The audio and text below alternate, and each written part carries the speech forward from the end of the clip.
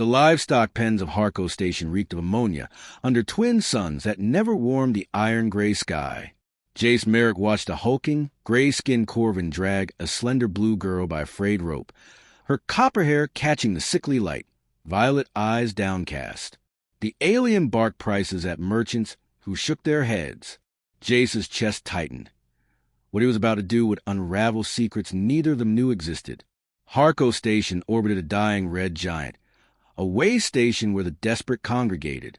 The marketplace sprawled across corrugated metal platforms, holographic advertisements flickering in perpetual twilight. Jace had come for spare parts. His repair shop barely kept him solvent, fixing broken systems for traders. He preferred machines to people. Machines didn't judge.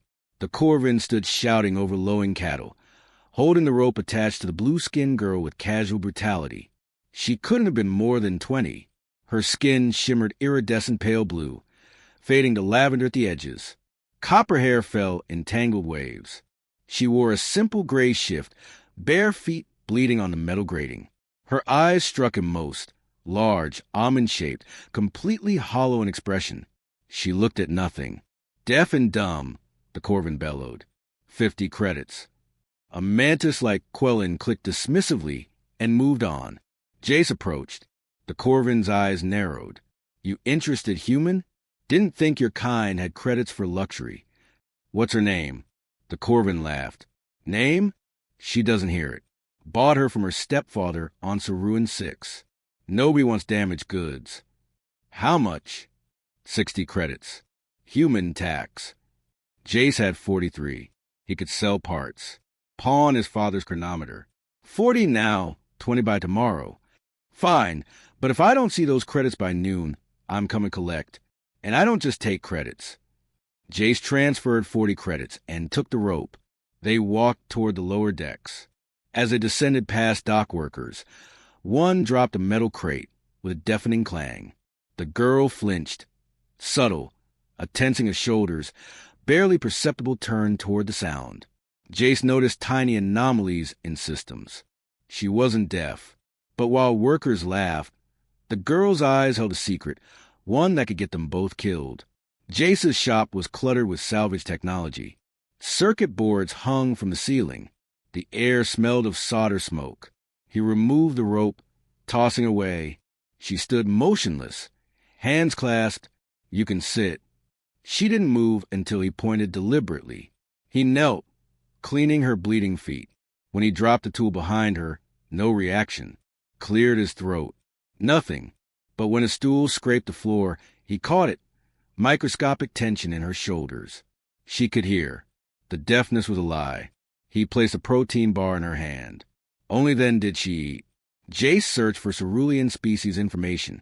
Saruan 6 was contested. Refugees fell into slavers' hands. Saruans were known for empathic abilities and acute sensory perception, including hearing. He moved to his workbench, speaking conversationally. I'm going to get those 20 credits. Can't let that bastard come back. No reaction. He continued, watching peripherally. You know, I've never owned anyone. Once I paid that debt, you're free to go wherever you want. Her fingers tightened in her lap, breathing changed. Must be hard pretending to be deaf when you're not. Makes me wonder what you're protecting yourself from. The girl's hands went still. Then slowly, she turned her head, oriented her ear toward him. An acknowledgement. I'm not going to tell anyone, but I need to know. Are you in danger? She remained frozen. Then, almost imperceptibly, she nodded once. No one could have predicted what that single gesture would unleash. Jace didn't sleep. The girl curled on the couch, falling asleep within minutes. He pulled up archives about Saruan 6. Stories of children with unusual abilities taken by research divisions, empaths used as lie detectors, those who resisted sold into black markets. If she was empathic, pretending to be deaf would be perfect camouflage. He had until noon to find 20 credits. He surveyed inventory, plasma couplers, calibrators. His father's chronometer sat on the shelf, still ticking after 60 years. His father had been a mechanic, too, killed in a docking accident when Jace was 16. The chronometer was all Jace had left. His father would have done the same. At Merrick's salvage, the elderly Quellen examined each item. Terran chronometer, pre-expansion, functional, keeps perfect time. Jay said, throat tight. Sentimental value. Some 12 credits with buyback option for 15. Deal. When Jace returned, the girl was awake. Her eyes tracked him. He set down food.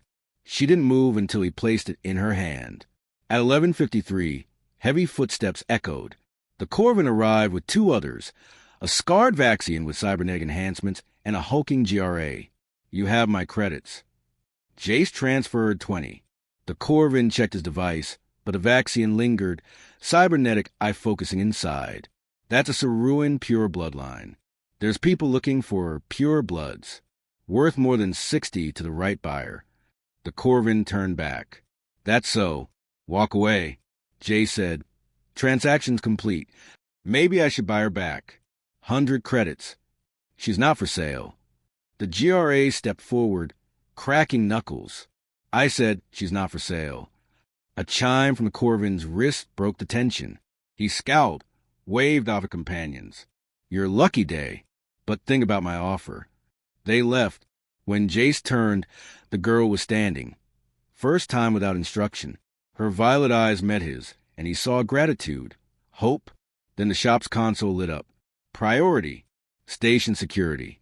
Security Officer Venerable were conducting welfare checks on recent labor acquisitions. Please confirm status. She's fine, fed, sheltered. Protocol requires visual confirmation. We'll inspect within 6 hours.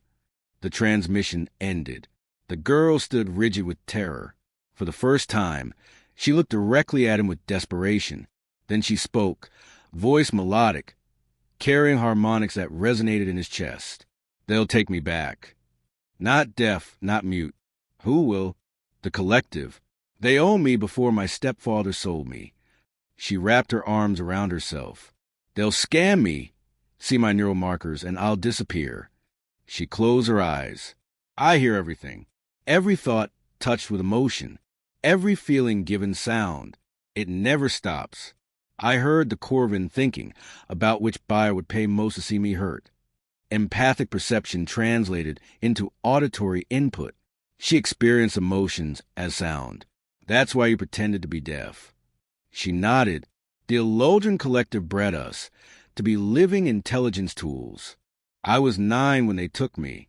7 years in their facility before the Coalition raid. My stepfather was a guard who defected, took me with him, but he couldn't afford to keep me. Couldn't stand having his thoughts exposed. What's your name? Lyria. Lyria. I won't let them take you. You can't stop them. They'll scam me, find the neural implants, and trace me back. The implants? Are they integrated or hardware? Hybrid organic-synthetic interface in my auditory cortex. They enhance my empathic sensitivity and translate emotional resonance into sound. What if we change what the scan finds? You'd need to reprogram their output signature. That requires neural interface equipment. That I have. He pulled out an illegal neural interface rig. Your implants are just another computer system. If you make a mistake, you could scramble my brain. I know, but if I do nothing, you lose yourself anyway. She nodded. I hear your intentions, your fear, determination, kindness. It sounds like bells, clear and true. I trust you, Jace Merrick. He positioned the neural crown on her head. The display showed intricate synthetic pathways threaded through organic tissue. Ready? No, but do it anyway. Data exploded across the display. Identification codes, security protocols, military-grade encryption. His fingers flew, running decryption algorithms. Lyria sat still, occasionally wincing. Talk to me? I'm hearing colors and seeing sounds. Disorienting. That's normal. It'll pass. He found the identifier codes beneath 3 encryption layers. He wrote a program corrupting the identifier, creating cascading errors that would appear as natural hardware degradation. Uploading now. This will feel strange. Lyria gasped, gripping armrests. The codes fragmented, replaced by randomized data. Almost done. Process completed. He removed the crown. Lyria slumped forward. Lyria. She looked up, eyes clear, focused. Did it work? They'll see implants but won't trace them. You appear to have aftermarket augmentation. She looked at him. You gave up something precious for someone you didn't know. Why? Because no one should be property. And because I could. 4 hours later, Officer Venn arrived. A Taxian with scaled skin and 3 eyes. Where's the acquisition? Jace gestured to Lyria. Venn ran the scanner. It beeped. She frowned. Scanning again. Implants detected, but identification corrupted. Aftermarket modifications. I wouldn't know. I just bought her yesterday. You aware it's illegal to perform unauthorized augmentation on indentured labor? I didn't augment her. Whatever implants she has were there when I bought her. Venn scanned a 3rd time, frustrated. Finally, she lowered the device. Fine, but if I find out you're running unauthorized modifications, you'll lose more than your shop license. She left. Lyria stood, tears streaming, smile breaking. It worked. She touched his arm, tentative, but real. You saved me.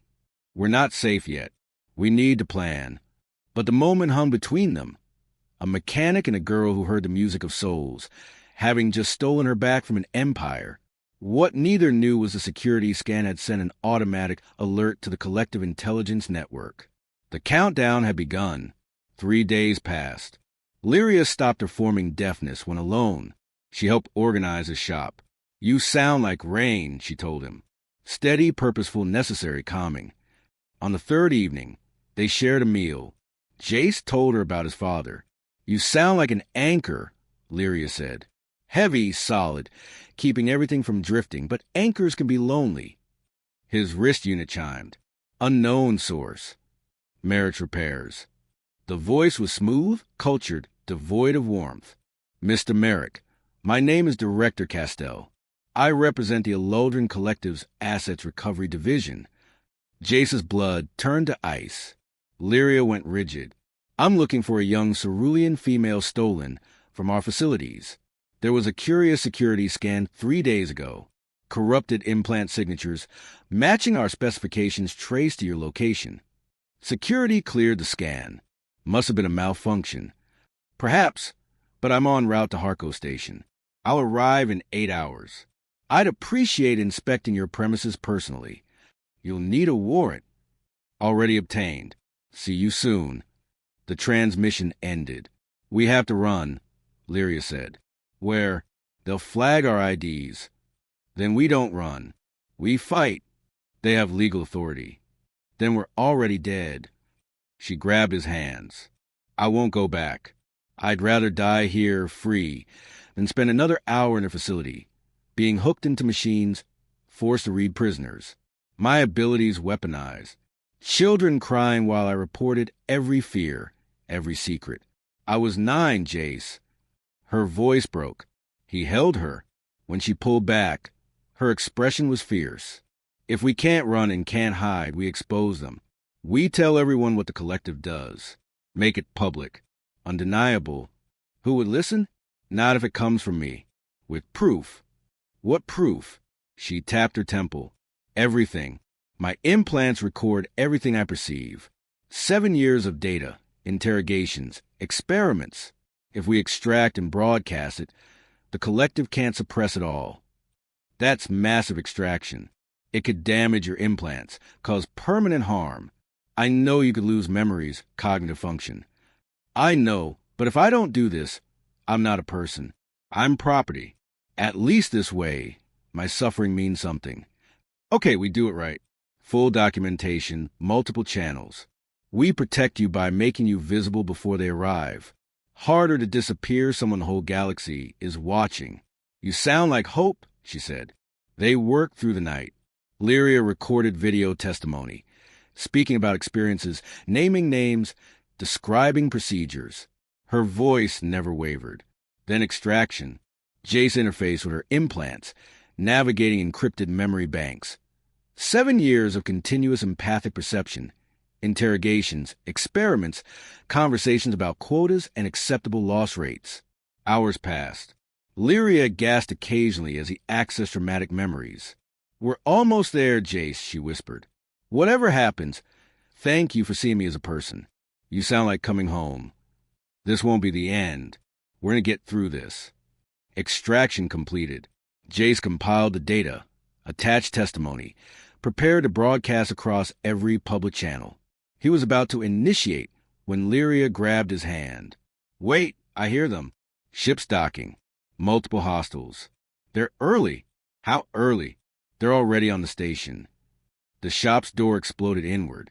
Armored soldiers poured through smoke, 6 in collective combat gear, weapons trained on them. Behind him walked a man in a pristine gray suit, silver hair perfectly styled. Director Castell. Mr. Merrick, he said pleasantly, you didn't think we'd wait 8 hours.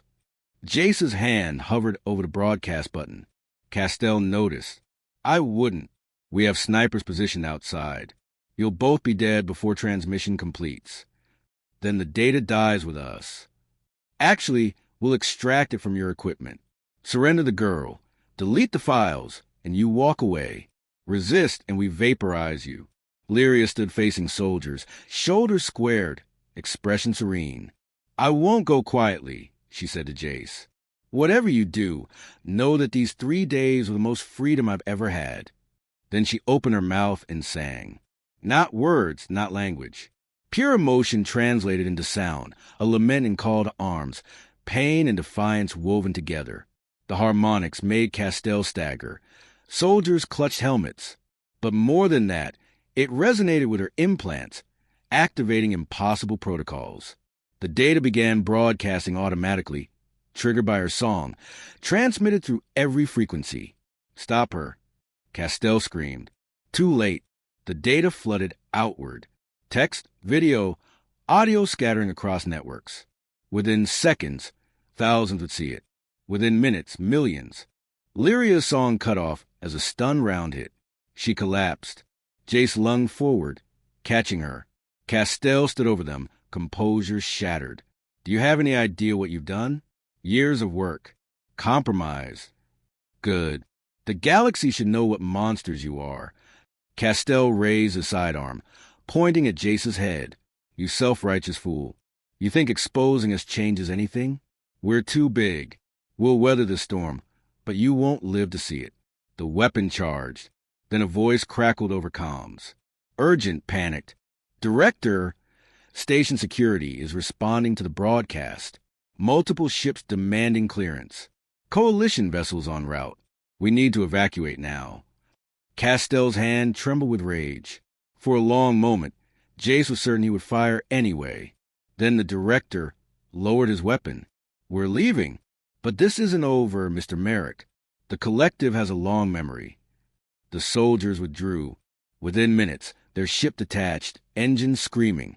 Jace held Lyria, watching broadcast data spread across his monitor. Her face was everywhere. Testimony, story, proof of the collective's crimes. She'd made herself undeniable. Lyria awoke 3 hours later in Harco Station's medical center. Jace sat beside her bed. Did it work? He showed her his datapad. Flood of responses. News organizations, human rights groups, government investigators demanding answers. Her testimony had gone viral across hundreds of worlds. Coalition representatives calling for sanctions. They can't take you back now. You're too visible. Tears slipped down her cheeks. What about the others? The children still in facilities.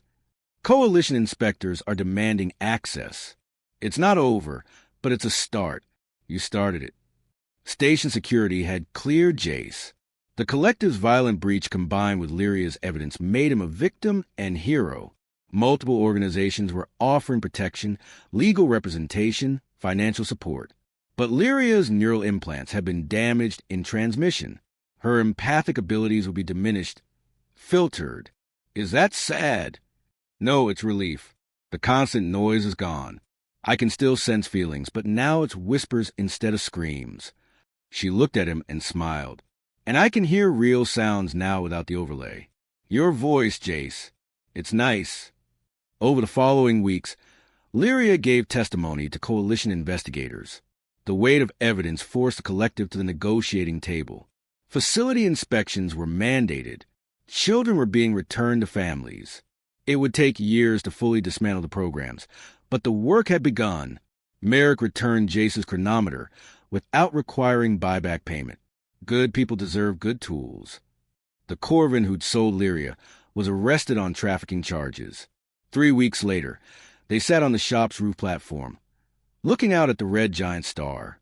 "What will you do now?" Jace asked. "I don't know. I'm free. Truly free. For the first time since I was a child. It's terrifying and wonderful. You could stay. The shop does well enough for two. Or you could leave. See the galaxy. Figure out who you want to be. What do you want, Jace? I want you to be happy. Whatever that means." "That's not an answer. What do you want?" He chose honesty. "I want you to stay. I want to learn what your real laugh sounds like. I want to show you that not all humans are merchants or soldiers. I want to know you, the real you." She turned to face him fully. "I'd like that, too. Learning who I am with someone who's only ever seen me as a person. That sounds like a good place to start." She leaned against him, and he wrapped an arm around her shoulders. They sat in comfortable silence, watching ships come and go. "Jace." "Yeah. Thank you for hearing me when I couldn't speak." He smiled. "Thank you for teaching me that sometimes the bravest thing you can do is pretend to be something you're not until you're strong enough to be yourself." They sat there as the station cycled to night mode, two souls learning to exist without pretense. It wasn't perfect, wasn't safe, but it was real, and it was theirs. And that was enough. 6 months later, the galactic landscape had shifted. The scandal exposed not just the collective's crimes, but complicity of dozens of governments and corporations. Lyria became the face of a movement she'd never asked to lead. Her image appeared on protest signs across 100 worlds. Organizations formed in her name. Survivors reached out, adding their voices. She handled it with grace, giving interviews, supporting legislation, helping locate victims. But at night, she returned to Jace's shop, where they converted the back room into an apartment. There, she could be just Lyria. Jace's shop had become something of a pilgrimage site. He deflected attention, preferring to let his tools speak. The Coalition awarded him a Medal of Humanitarian Service. He donated it to a museum documenting the collective's abuses. "You're terrible at being famous," Lyria teased. "I fix things. That's all I've ever wanted." "You fix me." "No, you were never broken. You were trapped and you freed yourself. I just held the door open." Policy changes came slowly, but they came. Laws passed mandating facility inspections. Treaties were amended to classify empathic beings as protected persons. Reparations were established for survivors. It wasn't enough, never would be, but it was more than anyone had dared hope. On the anniversary of her liberation, Lyria and Jay stood on that same roof platform. She'd been asked to speak at a memorial service for children who hadn't survived. "Do you ever regret it?" he asked. "Exposing everything, the attention, the pressure every day." But I also hear the other survivors reaching out. They sound like wind chimes, different notes, but the same melody, and I know it was worth it. She turned to him, taking his hand. "Besides, I gained something I'd never had before. A choice. Agency over my own life. That's worth any price.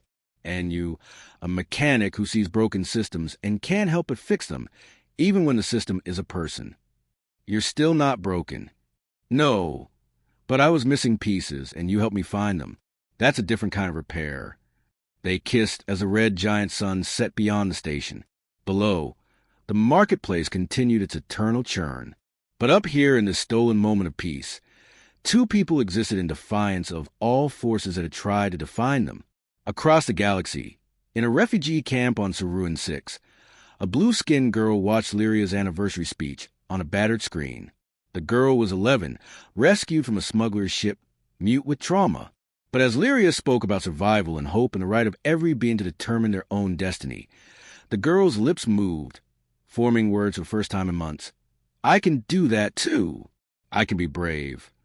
In a coalition legislative chamber, a representative cited Lyria's case in a debate over interspecies rights. In a classroom on Earth, Students studied the Harco Station incident as an example of individual moral courage against institutional power. And in a small repair shop on a frontier station, a mechanic and a survivor built a life together. Quiet, imperfect, real. They took in strays, sometimes runaways and refugees needing a safe place. Jace taught them repair work. Lyria taught them that strength could look like softness. The collective never fully recovered. Though they continued to exist, their power was diminished, but they'd lost the anonymity that allowed their crimes to flourish in darkness. Years later, historians would note the convergence of political pressure and social movements. But those close to the events knew the truth. It started with a lonely mechanic who couldn't walk past suffering and a girl who learned that silence was strategy, not surrender. It started with a choice to see another person as worthy of freedom. The stars don't care about our small rebellions, but the people who witness them do. And that's how you change a galaxy, one act of stubborn kindness at a time, rippling outward until even the most distant worlds feel the tremor. Jace and Lyria never saw themselves as heroes.